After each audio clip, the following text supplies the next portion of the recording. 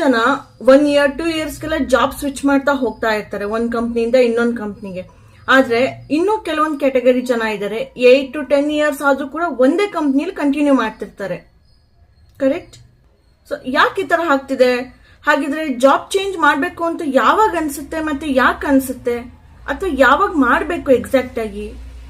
ಅಥವಾ ಇವಾಗ ಇರೋ ಜಾಬ್ ಗುಡ್ ಎನಫ್ ಅಂತ ಯಾವಾಗ ಅನ್ಸುತ್ತೆ? ಯಾವಾಗ ಡಿಸೈಡ್ ಮಾಡ್ಬೇಕು ಆಕ್ಚುಲ್ ಆಗಿ? ಇದೆಲ್ಲದ್ರ ಬಗ್ಗೆ ನಿಮಗೆ ಕನ್ಫ್ಯೂಷನ್ ಇರ್ಬೋದಲ್ವಾ? ಸೊ ಈ ವಿಡಿಯೋನ ಕಂಪ್ಲೀಟ್ ಆಗಿ ನೋಡಿ. ಈ ವಿಡಿಯೋ ನಿಮಗಾಗಿ. ಸೊ ನಿಮ್ಮ ಕನ್ಫ್ಯೂಷನ್ ನ ಸ್ವಲ್ಪನಾದ್ರೂ ಕಡಿಮೆ ಮಾಡೋಣ ಅಂತ.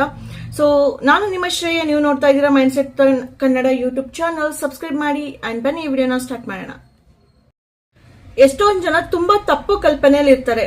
ಲೈಕ್ ನಾನು ಈ ಕಂಪ್ನಿಲಿ 8 to 10 years ಇದ್ದೀನಿ, ಓಕೆ ನೆಕ್ಸ್ಟ್ ನಾನು ಬೇರೆ ಕಂಪ್ನಿಗೆ ಸೇರೋಣ ನೋಡೋಣ ಅಂತ. ಸೊ ಇಂಟರ್ವ್ಯೂ ಅಲ್ಲಿ ನಾನು ಎಷ್ಟು ಲಾಯಲ್ ಎಂಪ್ಲಾಯಿ ಅಂತ ಅವ್ರಿಗೆ ಗೊತ್ತಾಗುತ್ತೆ. 8 to 10 years ಒಂದೇ ಕಂಪ್ನಿಲಿ ಇದ್ದೀನಿ ಅಂದ್ರೆ ಮೇ ಬಿ ಅವ್ರು ನಾನು ಗುಡ್ ಫಿಟ್ ಅಂದ್ಬಿಟ್ಟು ನಾನು ಸೆಲೆಕ್ಟ್ ಮಾಡ್ಕೋತಾರೆ ಅಂತ ಅನ್ಕೊಂಡಿರ್ತಾರೆ. ಕರೆಕ್ಟ್? ನೀವು ಆ ರೀತಿ ಥಿಂಕ್ ಮಾಡಿರ್ತೀರಲ್ವಾ? ಅಂಡ್ 2 yearsಗೆಲ್ಲ ಕಂಪ್ನಿ ಚೇಂಜ್ ಮಾಡೋರ್ನೆಲ್ಲ ಯಾರು ಪ್ರಿಫರ್ ಮಾಡ್ತಾರೆ, ನನ್ನಂತವ್ರನ್ನ ತಗೋತಾರೆ ಅನ್ನೋದು ನಿಮ್ಮ ಒಂದು assumption. But reality sometimes hits harder than you think. See, ನೀವೊಂದು ಎಂಪ್ಲಾಯಿ ಆಗಿ ಥಿಂಕ್ ಮಾಡ್ತಾ ಇದ್ದೀರಾ, ಅದೇ ಒಂದು ಕಂಪನಿ ಸಿಇಒ ಆಗಿ ಅಥವಾ ಕಂಪನಿ ವೆಲ್ ವಿಶರ್ ಆಗಿ ಆ ರೀತಿ ಥಿಂಕ್ ಮಾಡಿ ನೋಡಿ. ನೀವೇ ಆ ಹೈರಿಂಗ್ ಪರ್ಸನ್ ಆಗಿದ್ರೆ 8 years ಇರೋರ್ನ ಪ್ರಿಫರ್ ಮಾಡ್ತಿದ್ರು, 2 yearsಗೂ ಒಂದೊಂದು ಕಂಪ್ನಿನ ಚೇಂಜ್ ಮಾಡೋರ್ನ ಪ್ರಿಫರ್ ಮಾಡ್ತಿದ್ರು? ಆಬ್ವಿಯಸ್ಲಿ ಕಂಪ್ನಿ ಚೇಂಜ್ ಮಾಡ್ತಿರೋ 2 years ಪರ್ಸನ್. ಸಿ, ಇಲ್ಲಿ ಬೇರೆ ರೀತಿ ಥಿಂಕ್ ಮಾಡಬೇಕು ನೀವು, ಓಕೆನಾ? ಒಂದು ಕಂಪನಿ ಸಿಇಒ ಅಥವಾ ಒಂದು ವೆಲ್ ವಿಶರ್ ಆಗಿದ್ರೆ ನೀವು, ನಾನು ಹೇಳ್ತೀನಿ ಇವಾಗ ಏನಕ್ಕೆ ನೀವು 8 years ಅವ್ರನ್ನ ಪ್ರಿಫರ್ ಮಾಡಲ್ಲ, 2 years ಅವ್ರನ್ನ ಮಾಡ್ತೀರಾ ಅಂತ. ಸೊ ನಿಮಗೆ ಅರ್ಥ ಆಗುತ್ತೆ ಕ್ಲಿಯರ್ ಆಗಿ. ಸಿ, 8 to 10 years ಅಥವಾ 15 years ಒಂದೇ ಕಂಪ್ನಿಲಿ ಇದ್ದ ತಕ್ಷಣ ನೀವು ಗ್ರೇಟ್ ಅನ್ನೋ ರೀತಿ ಅಲ್ಲ. ಹೈರಿಂಗ್ ಪರ್ಸನ್ಸ್ ಥಿಂಕ್ ಮಾಡ್ತಾರೆ, ಏನೋ ಪ್ರಾಬ್ಲಮ್ ಇರಬೇಕು, ಇವನೇನೋ ಕರೆಕ್ಟ್ ಆಗಿ ವರ್ಕ್ ಮಾಡೋದಿಲ್ವೋ, ಅಷ್ಟೊಂದೇನು ನಾಲೆಡ್ಜ್ ಇಲ್ವೋ, ಅದಕ್ಕೆ ಒಂದೇ ಹತ್ರ ಇವನು ಸೇರ್ಕೊಂಡಿದ್ದಾನೆ, ಸೊ ಒಂದು ಸೇಫ್ ಝೋನ್ ಅಲ್ಲಿ ವರ್ಕ್ ಮಾಡ್ಕೊಂಡು ಬಂದಿದ್ದಾನೆ ಇಷ್ಟು ದಿನ ಅನ್ನೋದು ಅವ್ರಿಗೆ ಅರ್ಥ ಆಗುತ್ತೆ. ಆ ತರ ಅರ್ಥ ಆಯ್ತಾ? ಅವ್ರು ಆ ರೀತಿ ಥಿಂಕ್ ಮಾಡೇ ಮಾಡ್ತಾರೆ. ಜೊತೆಗೆ ಏನು ಸರಿಗೆ ಲರ್ನಿಂಗ್ ಆಗಿರೋದಿಲ್ಲ, ಇಷ್ಟು ವರ್ಷ ತನಕ ಒಂದೇ ಕಂಪ್ನಿ ಇಟ್ಕೊಂಡು ಇವನು ಏನ್ ತಾನೇ ಕಲ್ತಿರ್ತಾನೆ, ಹೊಸದೇನು ಕಲ್ತಿರಲ್ಲ ಅನ್ನೋದು ಅವ್ರ ತಲೆಗೆ ಬರುತ್ತೆ. ಜೊತೆಗೆ ಓಕೆ, ಇವನು ಒಂದೇ ಕಂಪ್ನಿಲಿ ಅಷ್ಟು ದಿನ ಇದ್ದಾನೆ, so rules regulations company culture ಎಲ್ಲ ಅದಕ್ಕೆ ಹೊಂದ್ಕೊಂಡಿದ್ದಾನೆ. ನಾವು ಸ್ವಲ್ಪ ಬೇರೆ ತರ ಕಲ್ಚರ್ ಇರುತ್ತೆ ನಮ್ಮ ಕಂಪ್ನಿಲಿ, ಸೊ ಇವನನ್ನ ತಗೊಂಡು ಅದಕ್ಕೆ ಹೊಂದ್ಕೋತಾನ, ಅಥವಾ ಅವ್ನ ಹಳೆ ಕಂಪ್ನಿದು ಏನ್ ಕಲ್ತಿದ್ದ ಅದನ್ನೆಲ್ಲ ತಗೊಬಂದು ಇಲ್ಲಿ ಮಿಕ್ಸ್ ಮಾಡಿ ಎಲ್ರಿಗೂ ಅದೇ ರೀತಿ ಇವನ್ ಚೇಂಜ್ ಮಾಡ್ಬಿಡ್ತಾನ. ಸೊ ಈ ತರ ಥಿಂಕಿಂಗ್ಗಳು ಕೂಡ ಇರುತ್ತೆ ಅವ್ರಿಗೆ. ಅಡಾಪ್ಟ್ ಆಗೋದು ಕಷ್ಟ ಇರ್ಬೋದು ಇವನು ಇಲ್ಲಿ ಇದಕ್ಕೆ, ಅಂಡ್ ಮತ್ತೆ ಪಟ್ಟಂತ ಬಿಟ್ಟು ಹೋಗ್ಬೋದು ಒಂದ್ 2-3 ತಿಂಗಳಿಗೆ. ಸಿ, ಲಾಟ್ ಆಫ್ ಥಿಂಗ್ಸ್ ಅವರು ಥಿಂಕ್ ಮಾಡೇ ಮಾಡ್ತಾರೆ. ಜೊತೆಗೆ ಒಂದೇ ಕಂಪ್ನಿಲಿ ಅಷ್ಟು ವರ್ಷ ವರ್ಕ್ ಮಾಡಿರೋದ್ನ ಏನ್ ಹೊಸದು ಥಿಂಕಿಂಗ್ ಇರುತ್ತೆ, ಏನ್ ಹೊಸದ್ ಕಲ್ತಿದ್ದಾರೆ, ರೈಟ್? ಏನು ಬರೋದಿಲ್ಲ ಅನ್ನೋದು ಅವ್ರಿಗೊಂಥರ ತಲೆಗೆ ಹೋಗ್ಬಿಡುತ್ತೆ ಅಲ್ವಾ? ಒಂದೇ ಹತ್ರ ಇದ್ರೆ ಏನ್ ತಾನೇ ಹೊಸದನ್ನ ಮಾಡಿರ್ತಾರೆ, ಏನ್ ತಾನೇ ಹೊಸದು ಇಂಪ್ಲಿಮೆಂಟ್ ಮಾಡಿರ್ತಾರೆ, ಕಲ್ತಿರ್ತಾರೆ, ಇಲ್ಲ ಅಲ್ವಾ? ಸೊ ಹಳೇದೇನೋ ಇರುತ್ತೆ ಅದನ್ನೇ ತಗೊಂಡ್ಬಂದು ಇಲ್ಲೂ ಕೂಡ ಅಪ್ಲೈ ಮಾಡ್ತಾರೆ, ನಮ್ಮ ಆಫೀಸ್ಗಳಲ್ಲೂ ಕೆಲಸ ಕೊಟ್ಟಾಗ ಅನ್ನೋದು ಅವರ ಒಂದು ಥಿಂಕಿಂಗ್. ಬಿಕಾಸ್ ಎಲ್ರೂ ಹೊಸದನ್ನ ಹುಡುಕ್ತಿದ್ದಾರೆ, ಹೊಸ ಎಕ್ಸ್ಪೀರಿಯನ್ಸ್ ಇರೋರು ಬೇಕಾಗಿದ್ದಾರೆ. ಕರೆಕ್ಟ್? ಸಿ, ಈ ತರದಿಂದ ರಿಜೆಕ್ಟ್ ಮಾಡೋ ಚಾನ್ಸ್ ತುಂಬಾ ಹೈ ಇರುತ್ತೆ. ಸಿ, ನೀವು ಹೇಳ್ಬೋದು ಆ ಸ್ಕಿಲ್ ಗೊತ್ತು, ಈ ಸ್ಕಿಲ್ ಏನ್ ಸ್ಕಿಲ್ ಗೊತ್ತಿರುತ್ತೆ, ನೀವು ಕಲ್ತಿರ್ಬೋದು, ಬಟ್ ಅದನ್ನೆಲ್ಲೂ ನೀವು ಇಂಪ್ಲಿಮೆಂಟೇ ಮಾಡಿರೋದಿಲ್ಲ. ಒಂದೇ ಕಂಪ್ನಿಲಿ ಇದ್ಕೊಂಡು ಯಾವ್ದೋ ಒಂದೇ ಒಂಥರ ವರ್ಕ್ ಮಾಡ್ಕೊಂಡು ಹೋಗಿರ್ತೀರಾ. ಸಿ, ಕಂಪ್ನಿಗಳು ಒಂದೇ ಒಂದು ಎಮೋಷನ್ ತರ ನೋಡ್ಬೇಡಿ. ಓಕೆ 10 ವರ್ಷ ಇದೀನಿ, ನಾನೊಂದು ತಗೋಬಿಡ್ತಾರೆ ಇವರು, ಅಲ್ಲಿ 10 ವರ್ಷ ಇದೀನಿ ಇಲ್ಲೂ ಇರ್ತಾರೆ ಅಂತ ಬೇಡ. ನೀವು ಒಂದ್ 3-4 ತಿಂಗಳು 5 ತಿಂಗಳು ಅಥವಾ 1 ವರ್ಷ ಇದ್ರೂ ಸಾಕು, ಅವ್ರಿಗೆ ಬೇರೆಯವ್ರನ್ನ ತಗೋತಾರೆ. ನೆಕ್ಸ್ಟ್ ನೀವು ಲೈಫ್ ಲಾಂಗ್ ಇರಿ ಅಂತ ಅವ್ರು ಯಾರು ಕೇಳ್ತಿಲ್ಲ. ನಿಮ್ ಸ್ಕಿಲ್ ಜೊತೆಗೆ ನಿಮ್ಮ ಪರ್ಸನಾಲಿಟಿ ಡೆವಲಪ್ ಆಗಿದ್ಯಾ, ನೀವು ಕಲ್ಚರ್ಗಳನ್ನ ಹೊಂದ್ಕೋತಿದ್ದೀರಾ, ಜನಗಳನ್ನ ಅರ್ಥ ಮಾಡ್ಕೊಂಡಿದ್ದೀರಾ, ಟೀಮ್ನ ಅರ್ಥ ಮಾಡ್ಕೊಂಡಿದ್ದೀರಾ, ಹ್ಯಾಂಡಲ್ ಮಾಡ್ತೀರಾ ಕರೆಕ್ಟ್ ಆಗಿ. ಸೊ ಇದೆಲ್ಲ ಮ್ಯಾಟರ್ ಆಗುತ್ತೆ ಅಲ್ವಾ? ಅದೇ 2 to 3 years ಎಕ್ಸ್ಪೀರಿಯನ್ಸ್ ಇರೋನು ಈಸಿಯಾಗಿ ಕೆಲ್ಸಕ್ಕೆ ಸೇರ್ಕೋತಾನೆ, ಅವ್ನು ಈಸಿಯಾಗಿ ಹೈರ್ ಆಗ್ತಾನೆ. ಯಾಕಿರ್ಬೋದು? ಯಾಕಂದ್ರೆ ಅವನು ಹೊಸದನ್ನ ಕಲಿತಾ ಇರ್ತಾನೆ. ಯಾವಾಗ್ಲೂ ಕಂಪ್ನಿಯಿಂದ ಕಂಪ್ನಿಗೆ ಹೋದಾಗ ಏನಾದ್ರೂ ಹೊಸದಿದ್ದೇ ಇರುತ್ತೆ, ಹೊಸ ಜನಗಳಿರ್ತಾರೆ, ಹೊಸ ವೇ ಆಫ್ ಥಿಂಕಿಂಗ್ ಸ್ಟಾರ್ಟ್ ಆಗುತ್ತೆ. ಇವನ್ಗೆ ಅಲ್ಲಿ ಇರುವಂತಹ ಕಲ್ಚರ್ನ ಕಲ್ತ್ಕೋತಾನೆ. ಸಿ, ಎಂಪ್ಲಾಯೀಸ್ ಹೇಗೆ, ಮ್ಯಾನೇಜರ್ಸ್ ಹೇಗೆ, ಲೀಡ್ಸ್ ಹೇಗೆ, ಕ್ಲೈಂಟ್ಸ್ ಹೇಗೆ, ಎವ್ರಿಥಿಂಗ್ ಹಿ ನೋಸ್. ಬಿಕಾಸ್ ಅವನ್ಗಷ್ಟು ಎಲ್ಲ ಕಂಪ್ನಿಲೂ ಹೊಸ ಹೊಸ ಎಕ್ಸ್ಪೀರಿಯನ್ಸ್ ಸಿಗ್ತಾ ಹೋಗಿರುತ್ತೆ, ರೈಟ್? ಹೌದು ತಾನೆ? ಜೊತೆಗೆ ಏನ್ ಟ್ರೆಂಡಿಂಗ್ ಇದೆ ಅದನ್ನ ಕಲ್ತಿರ್ತಾನೆ, ಅವ್ನು ಕಲ್ತಿದ್ದನ್ನ ನೆಕ್ಸ್ಟ್ ಕಂಪ್ನಿಗೆ ಹೋಗಿ ಅಪ್ಲೈ ಮಾಡಿರ್ತಾನೆ, ಮತ್ತೆ ಅಲ್ಲೊಂದಿಷ್ಟು ಎಕ್ಸ್ಪೀರಿಯನ್ಸ್ ತಗೊಂಡು ಅದನ್ನು ರೆಸ್ಯೂಮೆಗೆ ಹಾಕ್ತಾನೆ, ರೈಟ್. ಸೊ ಇದರಿಂದ ಅವನು ಹೈರ್ ಆಗೋ ಚಾನ್ಸಸ್ ತುಂಬಾ ಹೈ ಇರುತ್ತೆ. ಆಲ್ಸೋ ಸ್ಯಾಲ್ರಿ ಕೂಡ ಸ್ವಲ್ಪ ಕಡಿಮೆ ಇರ್ಬೋದು 10 years ಅವ್ರಿಗಿಂತ, ಬಟ್ ನಿಮ್ಗಿಂತ ಡಬಲ್ ಮಾಡ್ತಾರೆ ಅವ್ರ ಎಕ್ಸ್ಪೀರಿಯನ್ಸ್ ತಗೊಂಡು ಕಂಪ್ನಿ ಚೇಂಜ್ ಮಾಡ್ತಾ ಹೋಗಿದ ತಕ್ಷಣ. ಕರೆಕ್ಟ್. ಅಂಡ್ ಕೊಡೋದಕ್ಕೂ ರೆಡಿ ಇರ್ತಾರೆ ಕಂಪ್ನಿಯವರು, ಯಾಕಂದ್ರೆ he has those YONO skills. ಓಕೆನಾ, ಲೈಫ್ ಸ್ಕಿಲ್ಸ್ ಗೊತ್ತು, ಪ್ಲಸ್ ಟೆಕ್ನಿಕಲ್ ಸ್ಕಿಲ್ಸ್ ಗೊತ್ತಿರುತ್ತೆ, ಜೊತೆಗೆ ಕಲಿಯೋ ಎಕ್ಸೈಟ್ಮೆಂಟ್ ಇರುತ್ತೆ ಇವ್ರಿಗೆ ಅಂತ ಗೊತ್ತಿದೆ ಅವ್ರಿಗೆ. ರೈಟ್. ಅಂಡ್ ಎಲ್ಲದಕ್ಕಿಂತ ಜಾಸ್ತಿ ಇಂಥವ್ರು ಹೇಗೆ ಇನ್ಕ್ರಿಮೆಂಟ್ ತಗೋಬೇಕು, ಹೇಗೆ ಹ್ಯಾಂಡಲ್ ಮಾಡಬೇಕು ಸಿಚುಯೇಷನ್ ಅನ್ನೋದು ಚೆನ್ನಾಗಿ ಕಲ್ತ್ಕೊಂಡಿರ್ತಾರೆ. ಬಿಕಾಸ್ ಅವ್ರು ಆಲ್ರೆಡಿ 4-5 ಕಂಪ್ನಿ ಚೇಂಜ್ ಮಾಡಿರ್ತಾರೆ.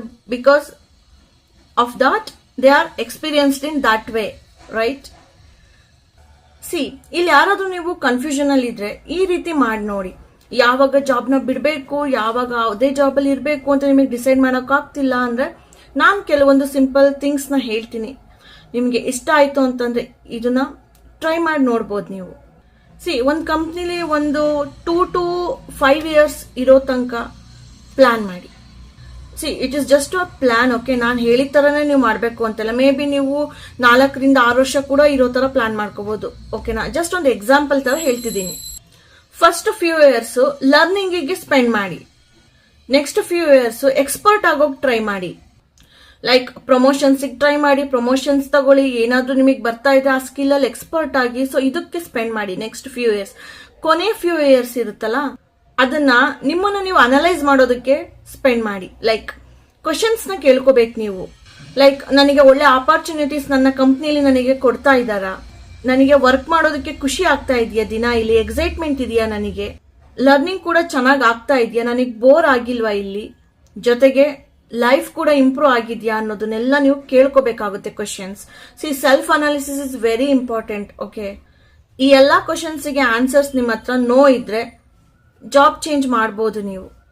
ಇನ್ ಕೇಸ್ ಎಸ್ ಇದ್ರೆ you can continue in the same company. Right.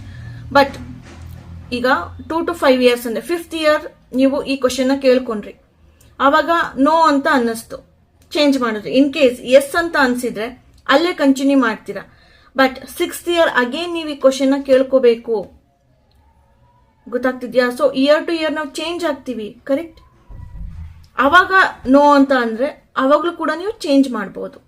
So ಇದು ನನ್ನ ಸಜೆಷನ್. ಓಕೆನಾ, ಇದನ್ನೇ ಫಾಲೋ ಮಾಡ್ಬೇಕಂತ ಏನಿಲ್ಲ, ಇದು ನನ್ನ ಸಜೆಷನ್. ನಿಮಗೆ ಸರಿ ಅನ್ಸಿದ್ರೆ ಯು ಕ್ಯಾನ್. ರೈಟ್. ಹಾಗಿದ್ರೆ ಎಲ್ಲಿವರೆಗೂ ಈ ಕಂಪ್ನಿಲಿ ಇದ್ಕೊಂಡು ಹೀಗೆ ಕ್ವಶನ್ ಕೇಳಬೇಕು ಅಂತ ಅನ್ಕೋತಿದ್ರೆ ನೀವು, ಅದಕ್ಕೂ ನಾನೇ ಎಕ್ಸ್ಪ್ಲೈನ್ ಮಾಡ್ಬಿಡ್ತೀನಿ ಏನ್ ಮಾಡ್ಬೇಕು ಅಂತ. ಓಕೆನಾ. ಸಿ, ಒಂದೇ ಕಂಪ್ನಿಲಿ ಓಕೆ ಆ ಕ್ವಶನ್ ಕೇಳ್ಕೊಂಡು ಎಸ್ ಅಂದ್ರೆ ಹಾಗೆ ಆಗ್ತಾನೆ ಇತ್ತು. 3-4 ವರ್ಷ ಅಂದ್ರೆ 3-4 ವರ್ಷ ತನಕ ಅಂದ್ರೆ 10 ವರ್ಷ ಅಲ್ಲೇ ಆಗೋಗುತ್ತಲ್ಲ ಮತ್ತೆ. ಸೊ ಹಾಗಿದ್ರೆ ಯಾವಾಗ ಸ್ಟಾಪ್ ಮಾಡಬೇಕು, ಯಾವಾಗ ಕಂಟಿನ್ಯೂ ಮಾಡಬೇಕು ಅಂದ್ರೆ, ಸಿ, ಬಿಡ್ಲೇಬೇಕು ಅಂತ ಏನಿಲ್ಲ ಒಂದು ಕಂಪ್ನಿನ. ರೈಟ್. ನೀವು 10 years ಎಕ್ಸ್ಪೀರಿಯನ್ಸ್ ಇದ್ರು ಯು ಕ್ಯಾನ್ ಕಂಟಿನ್ಯೂ. ಓಕೆನಾ. ಸೊ ಯಾವ ಸಂದರ್ಭದಲ್ಲಿ ಅಂದ್ರೆ, ಯಾವಾಗ ನಿಮ್ಗೆ ಅಲ್ಲಿ ಒಳ್ಳೆ ವರ್ಕ್ಗಳನ್ನ ಕೊಡ್ತಾ ಇದ್ದಾರೆ, ಅಸೈನ್ ಮಾಡ್ತಾ ಇದ್ದಾರೆ, ಅವಾಗ ಆ ಕಂಪ್ನಿನ ಬಿಡೋದಕ್ಕೆ ಹೋಗ್ಲೇಬಿಡಿ. 10 ವರ್ಷ ಅಲ್ಲ, 15 ವರ್ಷ ಎಕ್ಸ್ಪೀರಿಯನ್ಸೇ ಇರ್ಲಿ ನಿಮಗೆ. ಓಕೆನಾ. ಅಂಡ್ ನಿಮ್ನ ಮೇನ್ ಕ್ಯಾರೆಕ್ಟರ್ ಆಗಿ ಮಾಡ್ತಾ ಇದ್ರೆ, ಒಂದು ಮೀಟಿಂಗ್ಸ್ ಗಳಲ್ಲಿ, ಒಂದು ಸೆಷನ್ಸ್ ಗಳಲ್ಲಿ, ಅಂಡ್ ನಿಮಗೆ ಜಾಸ್ತಿ ರೆಸ್ಪಾನ್ಸಿಬಿಲಿಟೀಸ್ ಕೊಡ್ತಾ ಇದ್ರೆ, ಅಂಡ್ ನಿಮ್ನ ಸೀನಿಯರ್ ಇಂದ ಲೀಡ್ ಇಂದ ಮ್ಯಾನೇಜರ್ ಪ್ರಮೋಷನ್ಸ್ ಕೊಡ್ತಾ ಇದ್ರೆ, ಓಕೆನಾ, ಅಂಡ್ ಅಬ್ರಾಡ್ ಆಪರ್ಚುನಿಟೀಸ್ ನಿಮಗೆ ಬರ್ತಾ ಇದ್ರೆ, ಅಂಡ್ ಹೊಸ ಪ್ರಾಜೆಕ್ಟ್ ಬಂದಾಗ ಅದರಲ್ಲಿ ನಿಮ್ಮನ್ನ ಹಾಕ್ತಾ ಇದ್ರೆ, ಕ್ಲೈಂಟ್ ನ ಹ್ಯಾಂಡಲ್ ಮಾಡೋದಕ್ಕೆ ನಿಮ್ನ ಬಿಡ್ತಾ ಇದ್ರೆ, ಓಕೆನಾ. ಸಿ, ಲಾಟ್ ಆಫ್ ಥಿಂಗ್ಸ್ ಇರುತ್ತೆ. ಸೊ ಇದೆಲ್ಲಾನು ನಿಮಗೆ ಕೊಡ್ತಾ ಇದ್ದಾರೆ ಅಂದ್ರೆ ನೀವು ಆಕ್ಚುಲಿ ಗ್ರೋ ಆಗ್ತಿದ್ದೀರಾ ಅಂತ. ಆ ಕಂಪ್ನಿ ಬಿಡ್ಲೇಬೇಕು ಅಂತ ಏನಿಲ್ಲ ನೀವು, ಅಲ್ವಾ. ಸೊ ನಿಮ್ ಅಂಡರ್ ಅಲ್ಲಿ ಜೂನಿಯರ್ಸ್ ಬರ್ತಾರೆ, ಅವ್ರನ್ನ ಮೆಂಟರ್ ಮಾಡೋದಕ್ಕೆ ನಿಮ್ನ ಬಿಡ್ತಾರೆ. So these are all very good things. ಓಕೆನಾ. ಇವೆಲ್ಲದ್ರ ಜೊತೆಗೆ ಸ್ಯಾಲ್ರಿ ಕೂಡ ಈಕ್ವಲ್ ಆಗಿ ಇನ್ಕ್ರೀಸ್ ಆಗ್ತಾ ಇದೆಯಾ, ಅದು ಕೂಡ important. Right. Because salary increase ಆಗಿ ನೀವು ನಿಮ್ಮ ಹ್ಯಾಪಿ ಲೈಫ್ ನ ಲೀಡ್ ಮಾಡ್ತಿದ್ರೆ ತಾನೆ ವರ್ಕ್ ಅಲ್ಲಿ ಇನ್ನೂ ಜಾಸ್ತಿ ಕಾನ್ಸಂಟ್ರೇಷನ್ ಬರೋದು. ಸೊ ಇವೆಲ್ಲದು ಚೆನ್ನಾಗಿ ನಡೀತಾ ಇದೆ. 15 or 20 years ಆದ್ರೂ ಆ ಕಂಪ್ನಿ ಬಿಡ್ಬೇಡಿ, ಆರಾಮಾಗಿ ಇದ್ಬಿಡಿ ಅಲ್ಲೇ. ಓಕೆನಾ.